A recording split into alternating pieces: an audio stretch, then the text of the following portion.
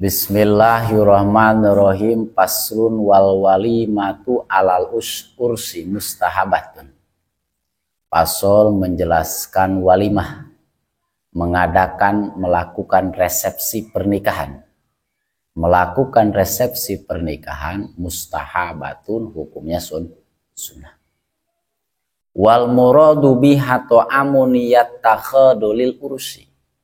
Yang dimaksud dengan walimah, yang dimaksud dengan acara, yaitu mengadakan jamuan, mengadakan makanan untuk acara pernikahan. Wa qala Syafi'i tasaddaqal walima ala kulli da'wati li hadisi surur. Tapi Imam Syafi'i berkata, walimah mencakup segala bentuk undangan. Jadi walimah mencakup segala bentuk undangan. Dikarenakan lihadisi surur, dikarenakan baru saja mengalami kebahagiaan. Kebiasaan seseorang jika mengalami kebahagiaan, mengalami baru saja kebahagiaan, maka sering mengadakan walimah, acara-acara makan-makan. Makan-makan tersebut bisa disebut walimah. Wa aqallu halil muksir satun walil mukili ma tayassar. Mengadakan walimah yang diadakan oleh orang kaya, yang diadakan oleh orang mampu. Walimah yang diadakan oleh orang mampu paling minimal yaitu menyembelih 1 ekor kambing. Kalau misalkan orang muksir, orang yang kaya, orang yang mampu, had akol, batas minimal paling kecil mengadakan walimah yaitu menyembelih kambing. Walil mukil mata yasaro, tapi bagi seseorang yang dalam tanda kutip misalkan orangnya tidak mampu, orang tidak mampu ingin mengadakan walimah, bisa dengan jamuan yang mampu ia sajikan. Ketika orang yang hanya orang biasa mengadakan walimah, cukup mengadakan jamuan yang mampu ya sajikan. Ketika menyajikan makanan, maka bisa disebut dengan walimah. Jadi walimah yaitu mengadakan makanan, menjamu tamu dengan acara di dalam misalkan pernikahan. Wa anwa wa hakasiratun madkuratun fil mutawalat. Bagian-bagian walimah, macam-macam walimah, kasirotun ikut sangat banyak. Madkurotun fil mutawalat disebutkan di dalam kitab-kitab yang luas. Misalkan walimah selain walimatul ursi, walimah khitan, walimah khotmil Quran, walimah khotmil kitab misalkan, walimah sapar baru datang dari Mekah. Wal ijabatu ilaiha ay walimatul ursi wajibatun. Memenuhi undangan resepsi pernikahan. Memenuhi undangan resepsi pernikahan hukumnya wajibatun, yaitu wajib. Ay fardu ainin, maksudnya fardu ain fil asoh menurut qaul asoh. Tapi wala yajibul aklu min hafil asoh. Tapi tidak wajib memakan hidangan yang disediakan di dalam acara resepsi pernikahan menurut pendapat asoh. Jadi menurut pendapat asoh, hanya wajib memenuhi undangan resepsi pernikahan, tapi tidak wajib memakan hidangan yang telah disiapkan. Amal ijamah li ghairi walimatul ursi min baqiyatil awalain palaisat fardu ainin bal hiya mustahab. Sedangkan memenuhi undangan walimah selain resepsi pernikahan, misalkan resepsi khitan, misalkan walimah khitan, walimah khotmil Quran, walimah hamal, walimah 7 bulan misalkan, walimah sapar, maka palaisat fardu ainin bal hiya mustahabatun. Memenuhi undangan tersebut yaitu tidak wajib, bal hiya sunnatun, hanya sekedar sunnah. Misalkan ngariung jeung ngaji diutamakan.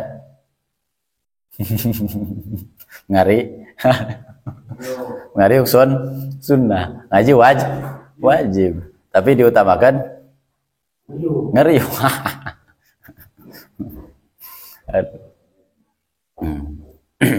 Wa inna matajibul ijabah li walimatul ursi autusan nuli goiriha bisyarti alla yahusodai al agnya bidakwah balian wahu wal fukoro.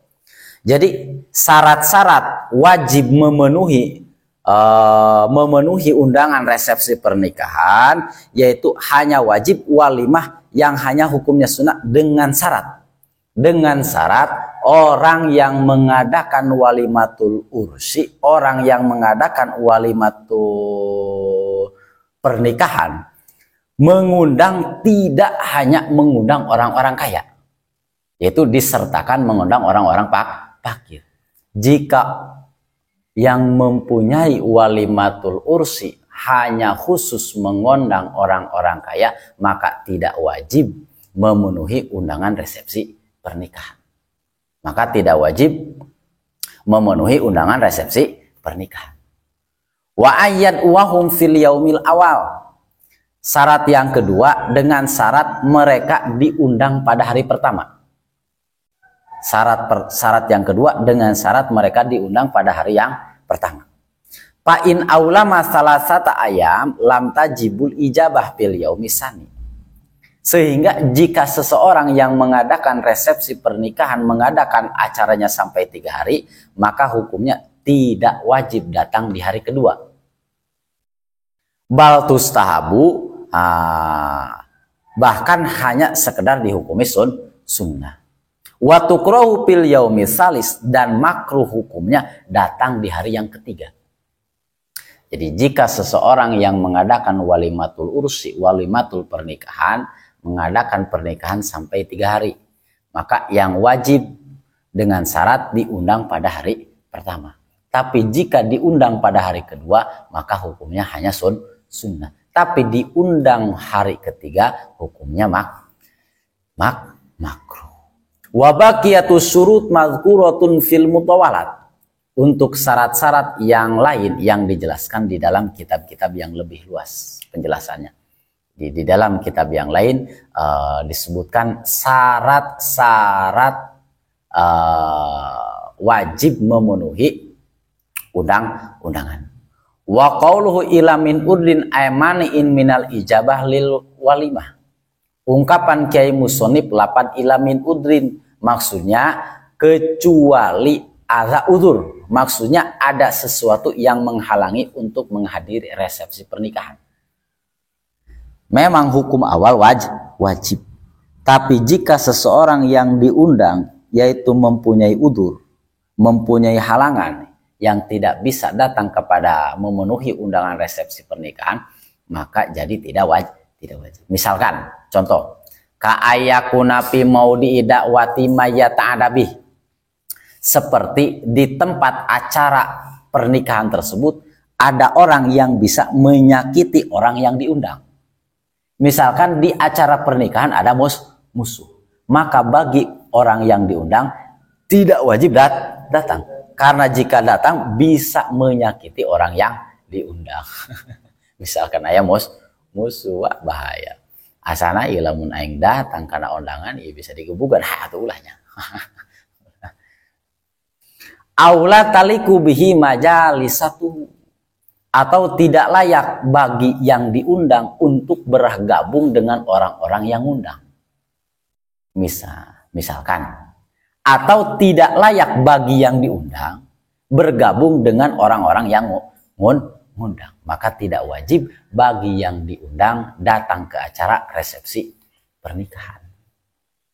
Misalkan orang yang undang khusus orang-orang kaya, yang diundang orang biasa, maka bagi orang biasa, orang miskin tidak wajib datang ke acara pernikahan karena bisa menghilangkan muru'ah, karena bisa menghilangkan harga diri. Paslun fi ahkamil qasmi wan nusuj wallahu a'lamu bishawab.